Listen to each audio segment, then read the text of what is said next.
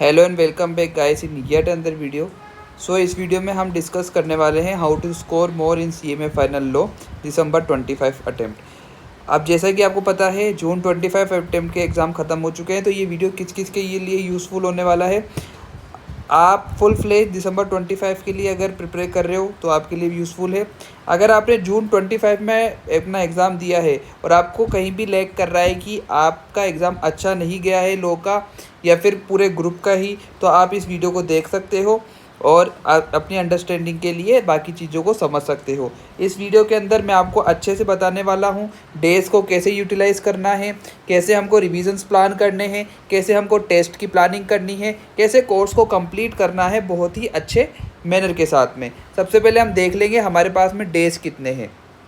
अभी हमारा जुलाई का मंथ जो है वो स्टार्ट हो चुका है, तो लेट से हम मान के चलते हैं 25 डेज़ जुलाई के, 30 डेज़ अगस्त के, 30 सितंबर के, 30 नवंबर के, 30 अक्टूबर के और 30 ही नवंबर के। ठीक है, हमने 30 का इसलिए लिया है क्योंकि इसको एक राउंड ऑफ में मान के चलते हैं। ठीक है, तो ऐसे मिला के हमारे पास में 145 डेज़ है। अगर हम अभी से स्टार्ट करते हैं, अगर आप फर्स्ट टाइम भी अपने कोर्स को स्टार्ट कर रहे हो तो हमारे पास बहुत ही इनफ टाइम है अपने कोर्स को कंप्लीट करने के लिए और अच्छे से आराम से 70 to 75 प्लस स्कोर करने के लिए। ठीक है, अगर हम डेज़ को डिवाइड करें तो देखो अब हमारे पास में जो 70 डेज़ है उसको अपन सिर्फ क्लासेस में लगाएंगे। क्लासेस के लिए क्या कर सकते हो, अगर आप सेल्फ स्टडी के स्टूडेंट्स हो कोई बात नहीं, उसके लिए मैं अच्छे से बताने वाला हूँ आप कैसे तैयारी कर सकते हो। और अगर आपने कहीं से क्लासेस बाय कर रखी है तो उनको इन 70 डेज़ के अंदर ही मगअप करने की कोशिश करनी है। देन उसके बाद हम फर्स्ट डिवीज़न पे जाएंगे, तो मैंने 40 डेज़ की प्लानिंग रखी है फर्स्ट डिवीज़न के लिए। उसके बाद में है फिर 25 डेज़ सेकंड डिवीज़न के लिए एंड 10 डेज़ थर्ड डिवीज़न के लिए। ऐसे करके हमारे पास 145 डेज़ होते हैं। ठीक है, तो ये मैंने एक शॉर्ट प्लानिंग बनाई है, इसको अपन और डिटेल में आगे देखते हैं। ठीक है, अब सबसे पहले हम देखेंगे कि सिलेबस को अपन अप्रोच कैसे करें। जैसे कि हमारा जो सिलेबस है वो 60 और 40 के रेशियो में बटा हुआ है। 60% जो है हमारा कॉर्पोरेट लॉज के लिए है और 40% जो है हमारा इकोनॉमिक लॉज के लिए। उसके लिए भी जो मेन है वो है कंपनीज एक्ट। ठीक है, कंपनीज एक्ट पे हमें बहुत ज़्यादा फोकस रखना है क्योंकि ये 40 मार्क्स का आपके सिलेबस के अंदर है, लेकिन ये आराम से आपका 50 to 55 मार्क्स कवर करता है। ठीक है, फिर आईबीसी है, देन सीजीएसआर है। ठीक है, उसके बाद में हम इकोनॉमिक लॉस में देखेंगे तो सेबी रेगुलेशन ऑन ये 10 मार्क्स का। उसके बाद जो सारे एक्ट्स है वो सारे के सारे कितने हैं 5 मार्क्स के आपके दिए हुए हैं, 5% का वेटेज है। ठीक है, तो हमें सबसे ज़्यादा फोकस कहाँ पे रखना है, कंपनीज एक्ट पे रखना है।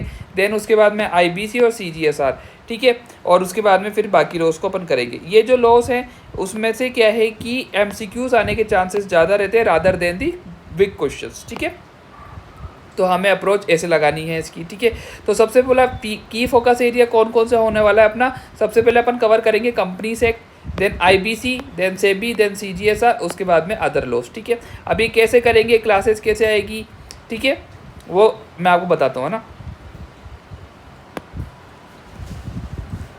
देखो कंपनीज एक्ट की जो क्लासेस हैं वो मैंने यूट्यूब चैनल पे अपलोड कर रखी है। ठीक है, उसको जाके आपको वॉच कर लेना है। ठीक है, प्लेलिस्ट पूरी क्रिएटेड है। लेट से 29 to 30 क्लासेस है मेरे हिसाब से ना, उनको जाके आपको कंप्लीट कर लेना है। उसको कंप्लीट करने के बाद में एक मैराथन और है। ठीक है, वो मैंने अपलोड करी थी जून 25 के लिए, वो आपको अच्छे से देख लेनी है। ठीक है, अब आगे क्या होगा, आगे मैं आपके लिए कंपनीज एक्ट का एक फ्रेश बैच भी लेके आने वाला हूँ, है ना। कंपनीज एक्ट का एक फ्रेश बैच भी लेके आऊँगा, है ना, प्लस अदर लॉस। ये as soon as possible हो जाएगा स्टार्ट।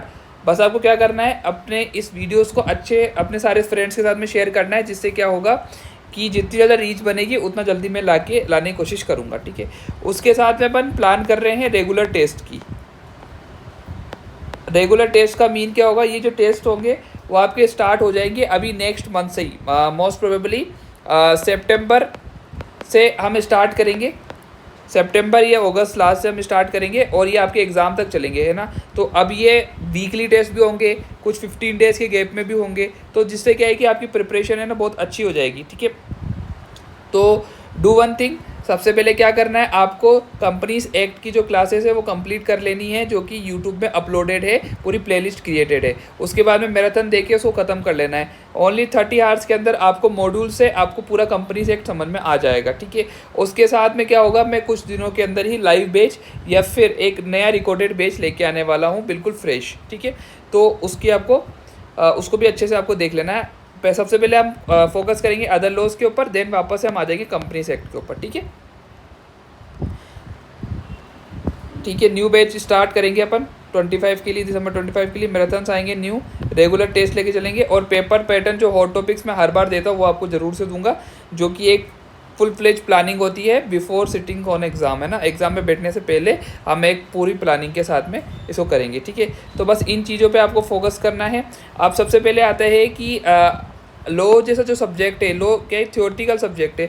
अब इसके अंदर क्या होता है कि चीज़ें याद नहीं होती है, तो अब हम क्या करेंगे, अपना जो रूटीन है उस रूटीन के अंदर हमको है ना क्या क्या इंक्लूड करना है। सबसे पहले तो जो है ना लॉ है उसको अपन को क्या करना है, मॉर्निंग में लेना है। ये मॉर्निंग सब्जेक्ट्स है, ठीक है। इसको मॉर्निंग में ही आपको लेके चलना है, जिससे क्या होता है कि सुबह सुबह हमारा जो माइंड है वो बिल्कुल फ्रेशली होता है और काम होता है। उसके साथ में फिर हम जो चीज़ें याद करते हैं वो फटाफट से याद हो जाती है। तो मॉर्निंग में आपको लो पढ़ना है, ठीक है।